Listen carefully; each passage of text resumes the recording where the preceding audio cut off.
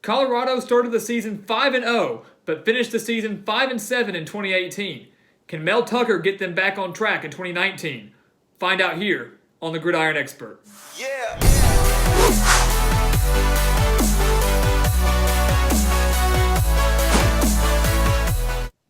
After starting the season 5-0, Colorado looked like a legitimate contender in the Pac-12. But then the Buffaloes lost their last 7 games, including 5 of those last 7 by at least 2 possessions. The Buffaloes fired Mike McIntyre, and in comes Mel Tucker, the defensive coordinator from Georgia, who's looking to come in and really turn this Buffaloes program around.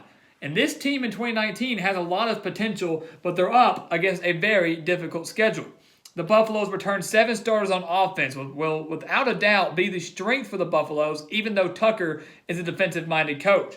They returned their quarterback in Steven Montez, who threw for over 2,800 yards in 2018, including 19 touchdowns and 9 interceptions. Yes, they lose Trayvon McMillian at running back, but they do get their top 3 wide receivers back, including their 1,000-yard receiver, Laviska Shenault, who might be one of the best wide receivers in the entire Pac-12.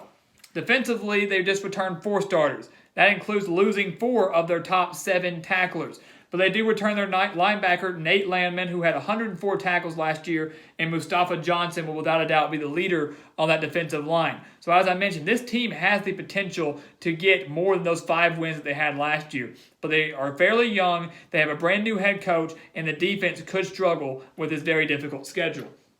They open up the season against Colorado State, a team that the Buffaloes have beaten 4 straight times. This game, of course, being held in Denver like it always is, but I think the Buffaloes get a win over Mike Bobo and the Rams. They fell to 3-9 last year. It was a pretty abysmal year, even though they had a win over an SEC opponent in Arkansas. Colorado's offense gets the job done against a Colorado State team that will definitely need to try to improve in 2019. And they start off the season 1-0. Mel Tucker gets his first win as head coach of the Buffaloes. And then they get to host Nebraska. And this game is going to be circled on a lot of people's calendars because last year Nebraska fell at home to the Buffaloes 33-28 at Nebraska. That was a pretty big shock, I think, across the nation. A lot of people had high hopes for Scott Frost in year 1 with the Cornhuskers. This year, the hopes are even higher as they return Adrian Martinez in a very improved defense that allowed 31.3 points per game last year. But the defense will not be anywhere like it was last year. And this Nebraska team has their sights set on a potential Big Ten title berth. There's a lot of hype surrounding this Cornhuskers team. And I'm starting to buy into it. I think Scott Frost and the Cornhuskers come in here, get revenge over the Buffaloes after losing in a pretty big upset last year to the Buffaloes, and they beat Colorado at home. So the Buffaloes win on the road, Nebraska wins on the road, Colorado 1-1 to start the year. They did beat Air Force, but this is a team in Air Force that they cannot afford to overlook, that Colorado cannot afford to overlook by any means, will be a legitimate threat in the Mountain West this season. The Falcons are coming off a bye coming into this game, and that's always dangerous when you're facing a team that is well rested. And I really think they could be a surprise team in the Mountain West, could very well win 7 or 8 games. They will certainly test this young Buffalo's defense, but in the end, with home field advantage, I think Colorado gets the edge there, and they are 2-1 to kick off the year. Not a bad start for the Mel Tucker era. But then they go on the road to face against Arizona State, a team that the Buffaloes beat 28-21 in 2018. But that was also their final win of 2018. That got the Buffaloes to 5-0, and they never won again after that. Arizona State, last year under Herm Edwards, was still getting used to the new style, used to the new offense, used to the new defense, but he did a phenomenal job getting them to 7-5. I expect him to even do a better job in 2019, especially with this guy in Eno Benjamin, who rushed for over 1,600 yards last year, and Brandon Ayuk, who will be the top wide receiver, replacing N'Keal Harry. The Sun Devils get the win at home over the Buffaloes, who I think the defense will struggle mightily in this game. That drops Colorado to 2-2. They get a bye week before they go into Arizona. This is a dangerous Wildcats team, a team that went 5-7 last year, but one that I think will really improve in 2019. Last year, the Buffaloes lost 42-34 to the Wildcats. This year, Arizona does return Khalil Tate. They do get back J.J. Taylor, who's going to be a dominant force on the ground. But with this week of rest, I think Colorado hones in on Khalil Tate, makes them try to win this game through the air, and Colorado pulls off an upset against the Wildcats to give Mel Tucker his first Pac-12 win as head coach of the Buffaloes. This is one of those few games here that I feel that Colorado could really win in conference play, because after that, the schedule really gets tough for them. But they are 1-1 in the Pac-12, going on the road to face off against Oregon. Colorado won at Oregon in 2016. So it's not out of the question. It is possible. And with this offense that Colorado boasts, I do think they can give this Oregon defense a test. But in the end, it doesn't matter.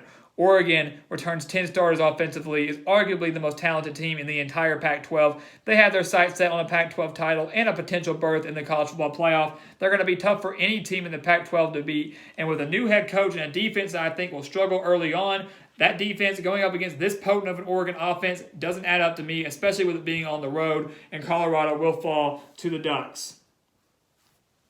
They go on the road to face off against Washington State, a team they lost to 31-7 last year. That, of course, being led by Gardner Minshew. But when you have Mike Leach as your head coach, I don't care who's your quarterback. He has done phenomenal jobs. Whether it was they had Connor Holiday, they had Luke Falk, they have Gardner Minshew, and now they've got Gage Gabrud coming over from Eastern Washington. It's on the road in Pullman, one of the most difficult places to play in the entire Pac-12. Washington State will not repeat as an 11-win season like they had last year, but they will be a dangerous bowl team once again in 2019. The Buffaloes, facing off against this tough of an offense, much like they have in Oregon, will not be able to get the job done, and they fall to the Cougars. They then face off at home against USC, a team that once again will boast a very solid passing attack. They're going to get up against some very dangerous quarterbacks here, 4 in a row against Khalil Tate, Justin Herbert, Gage Gabrud, and now JT Daniels, who I think will take a major leap forward in 2019 under Graham Harrell's new offense. And as I mentioned, Clay Helton is playing for his job, coaching for his job week in and week out. Every single week, he could be out of a job as the Trojans head coach. So he needs to win every game he can get. And this is a very winnable game for the Trojans against the Buffaloes. While I think the defense for Colorado will continue to improve every single week, I think they will struggle over the course of the season, but I think they will slowly get better to the point in 2020 they will be a very solid defense under Mel Tucker. They do not have enough to stop this USC team and their very talented crew of wide receivers. I think the Colorado offense put some points on the Trojans' defense. This game could be closer than some expect, but in the end, USC gets the win, and Colorado drops their third straight game. They go on the road to face off against UCLA, a team that Colorado beat 38-16 last year. But this UCLA team under Chip Kelly is much improved in 2019. 9 starters back on offense, 10 starters back on defense. The numbers all across the board will improve. This game on the road at the Rose Bowl, I don't like Colorado's odds in this one. Even though UCLA has some questions at the quarterback position, I have faith in Dorian Thompson-Robinson at quarterback for the Bruins.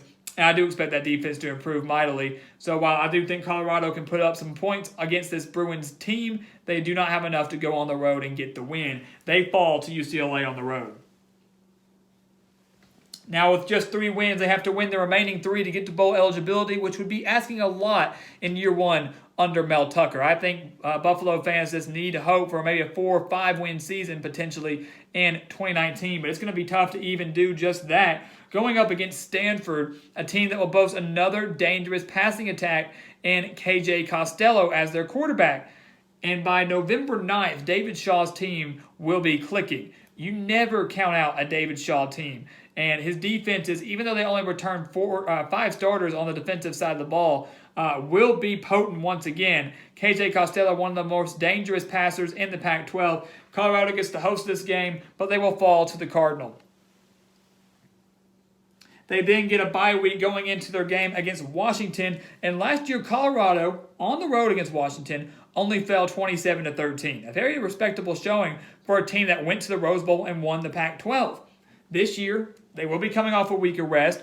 Washington will be boasting a quarterback in Jacob Eason, but they lose Myles Gaskin, their all-time leading rusher. They lose Jake Browning, their all-time leading passer. And they only return 2 starters defensively. But as I mentioned, like for Colorado, as I mentioned for Stanford, I will say the same for Washington. By this time, late in the season, I think the Washington defense will be improved greatly. Every single week, they will continue to improve, and they will have enough to come on the road to beat Colorado. But do not be surprised if this game is closer than many people would expect. Colorado, only a 3-win team at this point, will write this game off. A lot of people will write it off and assume it will be an easy win for Washington. will not be the case. Mel Tucker's teams are going to have a lot of fight, no doubt in my mind. It's just the type of coach he is.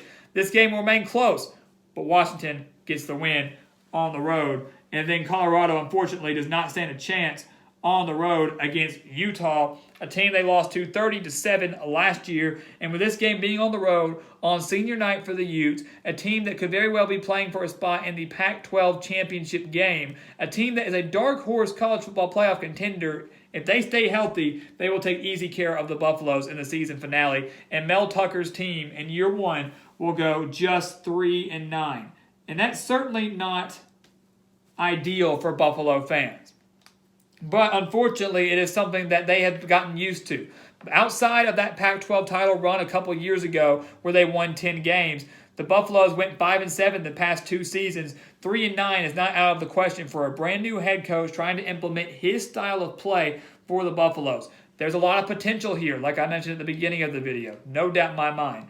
But this young team, a new coach, and a tough schedule does not add up to a successful season for the Buffaloes, especially does not add up for a trip to the postseason for the Buffaloes in 2019. But I have a lot of faith in Mel Tucker, and I think he will get Colorado to contention in the Pac-12 and make them a continuous and a perennial bowl contender during his time with the Buffaloes.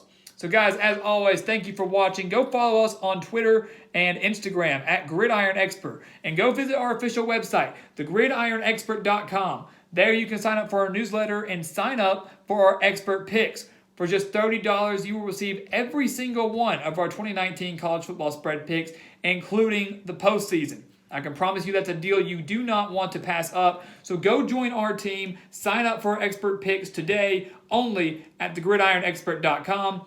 And guys, as always, thank you for watching. Please continue to like, comment, and subscribe. And we will see you next time on The Gridiron Expert.